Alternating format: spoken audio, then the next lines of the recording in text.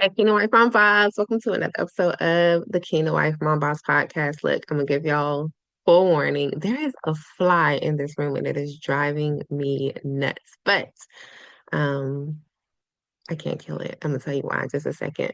So my husband, he is a tyrant when it comes to working out and getting in shape. I mean, like we did the summer of COVID when the kids were out of school and all of that other stuff. We did one of the insanity workouts, but I want to say it was like the insanity, like the 30-minute sessions, not like the full hour sessions, which by the way, I've done the full hour sessions with my husband before. And he's not like a gym rat or nothing like, but when he says, okay, I'm gonna do this, like he does it and he does it to the extreme. And so the first insanity workout, like sometimes I would have to stop, like, bro, you tripping. I'm not gonna make this hour. And of course, he would be like, yeah, yeah, yeah, come on, come on, come on. But when we did the insanity workout for with the kids during the summer, oh my God, that was a different story. I think I was laughing. I made some recordings, but I never posted them. But I was cracking up laughing. We had one kid who was just like, bless his heart, he's a little less like on the athletic side. And we would just lay there, like almost in tears, and I would be like, it's fine, just go. We were really just trying to find a way to keep them active because, I mean, at that time, like school got canceled, all sports were canceled, like everything was canceled. So we were trying to figure out how to keep them active. So he was like, cool, we're gonna do family workout. And so, that was what we were doing. But he won't working on it.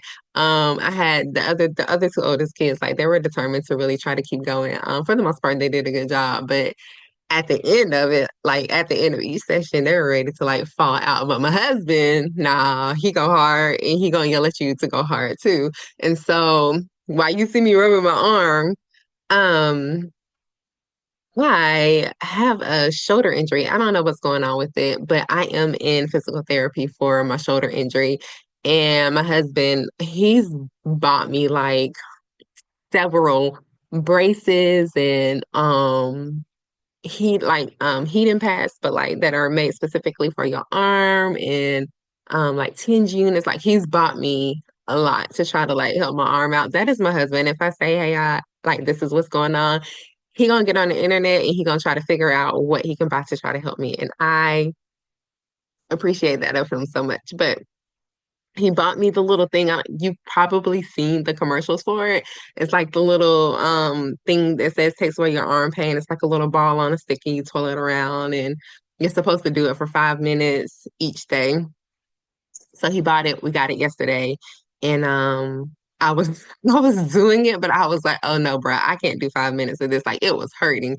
And sure enough, he was a tyrant. He was like, nope, you got it, you can do it. He was like holding my arm up, and every time I took a break, he was like, pick it back up and do it. I was like, oh, Jesus, Lord help us. But anyways, the reason why I can't kill the fly, I just tried and I moved my arm the wrong way. I am right-handed and it is my right hand, and I moved my arm the wrong way, and oh, girl, I am in pain. So if you see me rubbing my shoulder throughout this podcast, just know that I did something mad crazy and I knew better than to do it, but the fly was wrecking my nerves and I was trying to kill the fly. So I'm just gonna have to like dodge it. You know what I need? I need one of them Preston Perry guns. You know, he had the little gun on the one episode where they were talking about how to give the gospel or discipleship or something. And he killed the little fly with like a little puff gun, like puff gun. Baby, she need one of them because what I just tried to do, and it was literally just a swat. But anyways, it's not working. But anyways, what I've learned in physical therapy from going to physical therapy is the more you work it out, of course, on your own, when you get to physical therapy and they start really working that thing in, it makes it a little easier because when you don't work it out on your own at home, for me, my shoulder becomes tight again. So when I get to physical therapy, it's harder to do the movements that she's wanting me to do. And she's wanting to push me harder because she wants to see that development in my arm. She wants to see that growth in my arm. And for me at home, I have to be really intentional about getting it done because girl, I got 10,000 other things going on. I got 10,000 other things to do. And so sometimes I forget. I'll be like, oh yeah, I need to work my arm out today, but then I'll forget or I won't feel like it. Or I mean, really it is just a mindset of being determined to get it done. And for me, it's been a struggle, but we're going to talk today about personal development and wellness because the more that we work on these things, the more that we're intentional about these things, when we get in situations or when we get around people, we're better equipped to handle it, right? We're better equipped to not let ourselves become, I want to say like harmed or step out of the will of God. Like that is a big one because there are some people that try you. There are some people that take you there. And so personal development and wellness is essentially just personal development and wellness is an active state of well-being that encompasses physical, mental, emotional, social, and spiritual development and growth, whereas I think sometimes we have to stop and check up on ourselves and make sure we're okay. Because in the day-to-day life, we really forget to tune in to make sure that we're good in all of the areas. And I was telling someone, not last week, the week before last, um, like I sometimes I can be it's okay, it's okay, it's okay. Like I can be an it's okay person. And one day in prayer, God said, it's not okay. And it's okay to tell me, it's okay to say that it's not okay. And if I could be honest, I think for me, saying that it wasn't okay was complaining about my situation, was complaining about the fact that, and for me in that moment, it was, Lord, I'm tired. I'm tired. I have my 2-year-old who doesn't sleep. She's doing a little bit better. Glory to God. Y'all pray for the saint because she is struggling. But anyways, I have my 2-year-old who is not sleeping. Then the other three kids, we got events and sports and I have a full-time job. And I am a lead in my full-time job. And so sometimes it takes like extra things for me to do mentally takes extra things for me to do, which mentally pulls on your spiritual, and then maintaining the home, and then my husband, and then church, and like it was just a lot. And I was my complaint or my cry, not complaint, my cry in that moment was, Lord, I'm tired. And I just kept saying, but it's okay. It's okay. It's okay. It's okay. And God was like, it's okay to say that you don't feel okay. And girl, I don't know who needs to hear that today, but that for me was me coming into a place where I can really evaluate how I was feeling in all of these things and determine that I wasn't necessarily just tired. Um, I needed to like really shift some things around. I really needed to balance some things out and reconsider some areas of my life where I could do better, essentially, where I could do better to maximize the day. And if you've never heard me talk about victory laps, I do victory laps in my home. I decree God's word over my home. In that moment, whatever God speaks to me that I need to decree over my home and decree over my family, that is what I do. And so on that day, I remember praying that God will give us the strategy to maximize our day, that He would give us the heart, the desire, the will, the energy, whatever it is that we need to maximize our day. What do we need to do in order for the day to go smoother, for it not to be so chaotic, for it not to be so exhausting? Like, what do we need to do? What systems, what new systems can we set up to make sure that we're good for that day? And for me, um, I mean, God gave me some instructions. Listen, sis is not a morning person. I know I said this. I am not a morning person, but God keeps telling me to get up even earlier in the morning, and I have no complaint about it. Like, God, thank you. Thank you for caring about what it is that is on my heart. And sometimes God plan does not look like our plan, but our plan sometimes is a little unrealistic. Like, how many times have you gone to work and you feel good and you be like, okay, when I get off from work, I'm gonna do this, this, this, and this.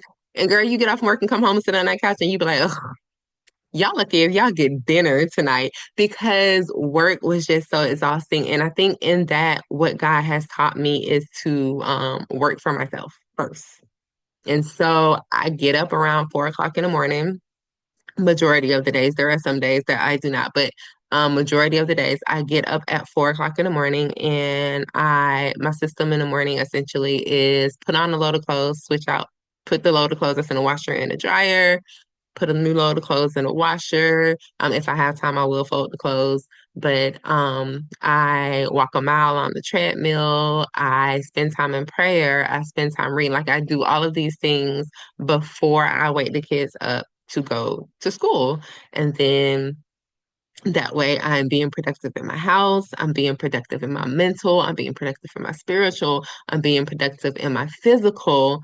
And it is a development growth process that just continues, right? Like if I continue it, I'll get better at it.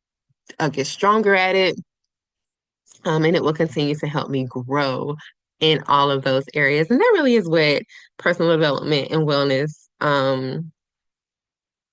are a good part of personal wellness and development. And so, one of the things that we have to do is cultivate our minds to be Christ-centered, to understand that we are in this world, but not of this world, and that God has plans for us. And sometimes the plans of the world can become stronger than the plans of God, um, intentionally, right? Sometimes we're just going with the flow of things. Whenever it comes up, we're just going with the flow of things. And everyday life and everyday struggle can become greater, or I don't want to say greater, it can become something that we unintentionally put before or put above the plans of God. And so shaping our mind, cultivating our mind to be Christ-centered always brings us back to that center. And this is how we do this, right? We make sure that we continuously are reading our Bible. We make sure that we are continuously praying. We make sure that we invite God to walk with us throughout the day so that our thoughts, our actions, everything that we are dealing with that day, um, and this is for me, can become Christ-centered first. And I remember years ago, a few years ago, I was doing a procedure with a doctor, and the anesthesiologist that was in there, he wanted to argue me down about something. And girl, listen, it be those days. It be those days where you get up and you be like, okay, I'm gonna do better at this today. I'm gonna do better at this today. And the enemy come in, he be like, you thought so. He'd be like, you thought so. You thought you was gonna do better at this. And so for me that day, it was my attitude because I knew my attitude could be really bad.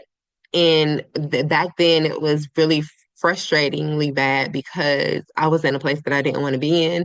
And in that moment where I was just like, I was having an aggravating or a frustrating moment, he caught me. Like, he caught me at the wrong moment for me, right moment for him, right? And so he wanted to argue me down about something, and I caught my attitude, and I'm pretty sure I said a couple of things that was undertone. And I don't even remember that part. Here's the part that I remember. I went into a room and I started crying, and I was like, God, why is it so hard? Why is it so hard for me to control this aspect of my life?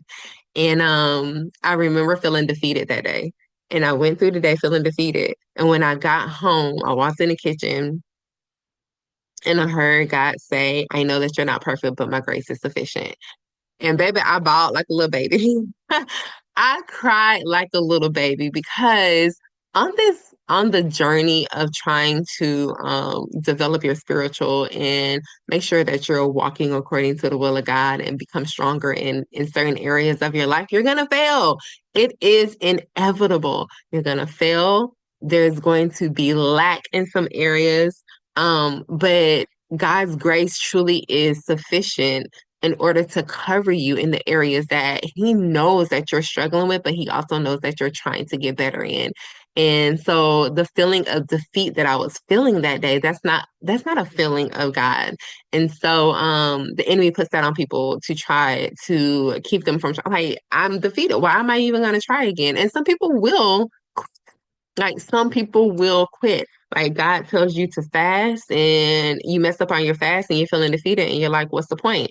Um, God tells you to do something in your household or to do something on your job or to do something in your church and it fails and you're feeling like, what's the point? Like I might as well quit. God tells you to open a business. Tells you to start a ministry. He tells you to start a community. Like whatever it is and it fails, the enemy's job is to cover you in defeat to make you feel like, what's the point? It's not going to happen. But when we have a Christ-centered mind, when we stay in the word of God, when we stay in prayer and in communication with God, God always reminds us that his word is true. If he spoke it, he's going to do it. If he said it, it will come to pass. That there is grace for you, that there is forgiveness for you, that you don't have to be perfect. As a matter of fact, the word tells us that we're not perfect, but we are made perfect in Christ. We're going to fall. And so, cultivating a Christ-centered mind for me always brings me back to this center of knowing that I am covered by God. Of even in the midst of action, even in the middle of action, I can stop and I can process and I can ask God, okay, God, what am I supposed to do with this? Or I can know that something does not look like it doesn't look godly. It's looking real way of the world over there. Having a Christ in mind is always coming back to this place of knowing that you can ask God and the decisions and the choices that you make need to be Christ-like. They need to have the mind of Christ. Um, and it's a place of recentering, it's a place of refocusing what it is that God has spoken, what it is that God has said, but it's also a place of knowing that when defeat happens or when you fall, you can always come back to this center. You can always come back to this place through grace, forgiveness, and truth. And so cultivating a Christ-centered mind is important in personal development and wellness because you're gonna fail. Failure is inevitable when you're trying to grow or you're trying to do something new. It's just inevitable.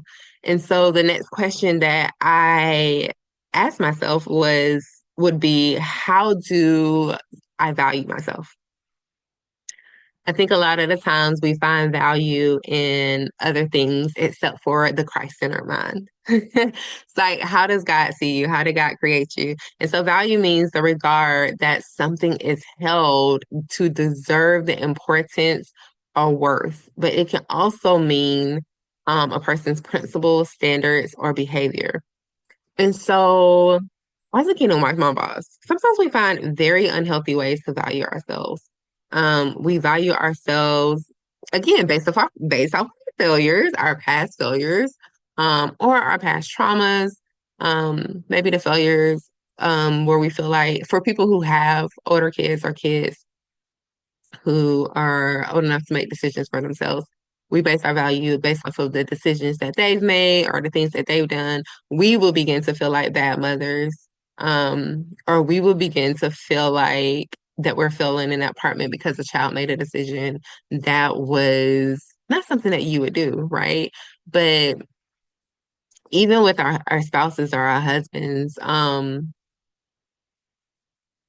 we can find our value in them, which let me see how I can break that down because I do understand that we are one and that a wife looks to her husband and a husband looks to her wife to sometimes validate one another or to sometimes encourage and motivate one another. But when it gets to the point where who you are is a direct reflection of how you're being treated, um, sometimes that creates a loss of value. For instance, let me give an example. If there years ago, years ago, but the fact that my husband's mind was not on like this is before we had kids. I think this is just when we were dating. So like several years ago. My oldest is 18 years old. But before we had kids, and we were just dating, like his mindset was not on, okay, I got a girl at home, like let me spend quality time with her. Like his mind was on the streets. Like his mind was on going out, his mind was on clubbing. And although sometimes my mind was on that, when I became pregnant, my mindset changed from that. And his mindset hadn't completely shifted from that. And for me, it began to make me look at myself as not enough. Thank glory be unto God that changed. But in that moment, like that is an example of me feeling like unworthy of time because of the way that my partner was acting. When in actuality, his mindset was just not focused or centered or mature enough to know what it was that he needed to be focused on. And so nowadays, if a husband is acting crazy, because you know she is the fortified wife challenger, she will do if a husband is acting crazy and not showing up the way that he's supposed to show up, is that will sometimes make a wife feel like she's done something wrong or she's not everything that she needs to be. When in actuality, honey, your husband just needs to be prayed for, or he needs to grow up a recenter like real quick. And that's where Fortified Wife Challenge comes in. That is definitely where I come in because sometimes stuff like that happens, unfortunately. Sometimes the husband has gone of the world. He has become of the world, and we definitely got to pray him back. But if we lose our value in his behavior, if we lose our value in his actions, then sis, who gonna pray us back? Like, who is going to cover us and get us back to the place where we are walking in the promises and the fruitions of God for our kingdom marriage? Um, if the way that someone treats you, it makes you have a direct reflection. If it has a direct reflection of how you show up, you probably lost your value in how God sees you. And that's where having that Christ-centered mindset comes into play because you're going to always go back to the word and you're going to always go back to God. And God is always going to remind you of who you are. And you have to believe what it is that He say. Y'all, the fly is trying me right now. It's legit trying me right now. But anyways, we we have to have time management and balance. Oh, somebody. Okay, I tried to get the fly, it wasn't working. But anyways, we have to have work-life balance, time management, productivity balance, all of those things, in order to successfully go through the process of personal development and wellness. And so, what is your work-life balance like? What I even now, I think when things are girl, I don't know if it's because I hit the 40s club. Like I don't know what it is. I don't know what it is. But I'm looking at my life and seeing that I need more balance.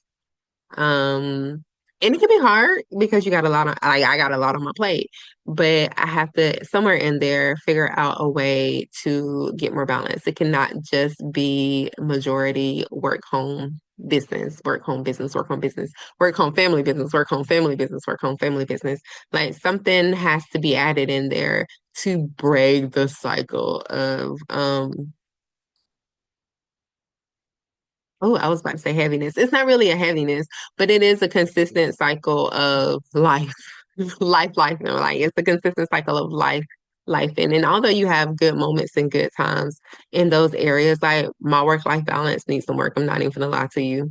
And so I'm going to be working on that to figure out how I can better accommodate the balance portion of that. Summer's coming up, so it becomes a little easier in the summer because the kids are out of school. Glory be unto God. The kids are out of school and we don't have as much homework and studying for tests. So the balance becomes a little easier, but I gotta develop a system that will also carry me through the entire year.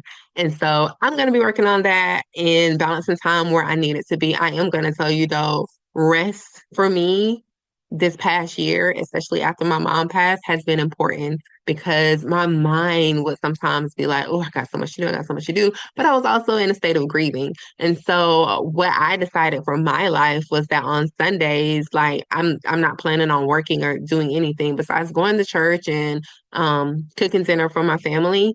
I don't want to have to show up and do nothing for nothing, right? I don't watch TV. I don't know if I told y'all that story. Like that was it was in the book. It was in the first book that I wrote when I was talking about how God was telling me that I was really too comfortable, and He essentially has had me step away from watching TV. I will watch like shows with my husband or watch a movie with my husband. Like I don't like I don't have like zero TV, but on a daily basis, I don't come home and watch TV. Where I used to like come home and watch TV, like episode after episode when the kids went to sleep, when my husband went to sleep, like I was still up watching TV because I felt like, oh, this is the only time that I have to like actually enjoy myself. But I don't do that anymore. We got too much to do. We got too many places to be, so I don't do that. But on Sundays, she does that. On Sundays, I will watch a show or just find a way to really rest and relax my mind with something that I like to do that does not completely like take my mind off of um oh, I don't know why I needed to say that. That completely take my mind off of God because you still want to have your mind on God, but you also I just have to find something to do to allow myself to relax and to relieve the pressure of the day-to-day life. And I think that is very important for work-life balance. The rest and understanding that you need rest often. And that takes me back again to God saying it's okay to say that it's not okay. Um, to me, that goes hand in hand. I'm tired, like I'm exhausted, and I am saying that it's not okay. But in saying that it's not okay, I'm also going to have to develop these strategies and develop these systems to get it to a point where we're okay. But glory be unto God, I don't have to do that by myself. I can sit with God and God is going to give me strategy. He's going to give me blueprint and instruction to get me to a place where it is actually okay. And I'm not constantly struggling trying to make the balance, right? But being intentional about the balance is very important. And so in my house, we have and I've talked about this before. We have what I call a timeout. We do it on Tuesdays and Thursdays. But here's the thing, like God can give you strategy and he can give you instruction, but if you're not going to listen to the strategy, if you're not going to listen to the instruction or actually implement what it is that he's telling you to do in the strategy instruction, then it's like it's not going to work. And so for me, washing a load of clothes, washing two loads essentially every day because one in the morning and one in the afternoon, sometimes more in the afternoon. It depends on the afternoon. Washing those loads throughout the week was very beneficial for me. Girl, there is six people and a dog in this household.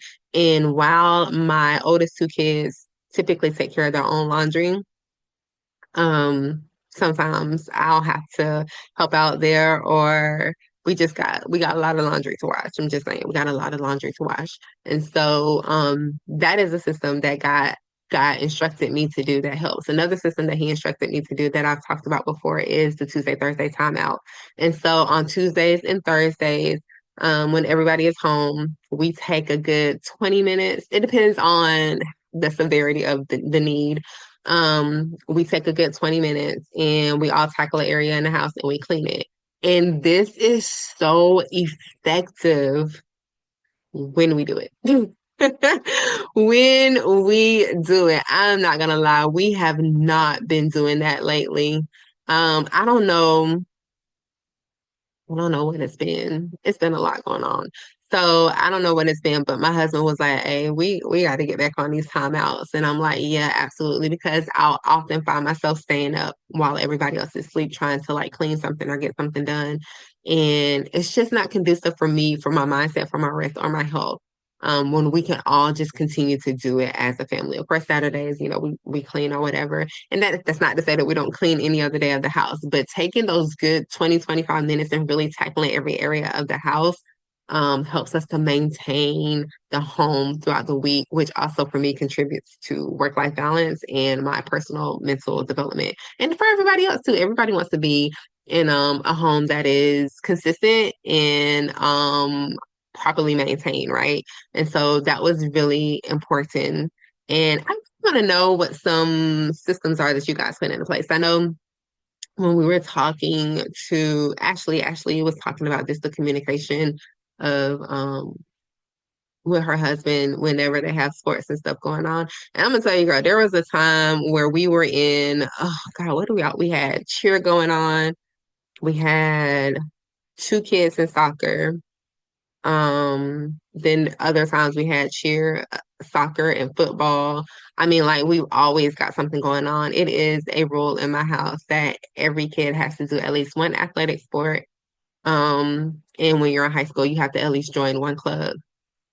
It's just a rule to keep them engaged, keep them active, to keep them social, so that they don't become hermits or get themselves into a whole bunch of craziness. But therefore, we are always busy and always running and always going. When my daughter got her car, or like when she got to the age where she can drive, she was driving my mom's car a lot, baby. That was a blessing for us because it was one less person that we were having to go pick up or drop off for an event or something. Although I always go to all of her games and stuff as much as I can to try to support her because when my kids look back, I want them to know like, hey, mom was here and she supported me, even though she got all these kids.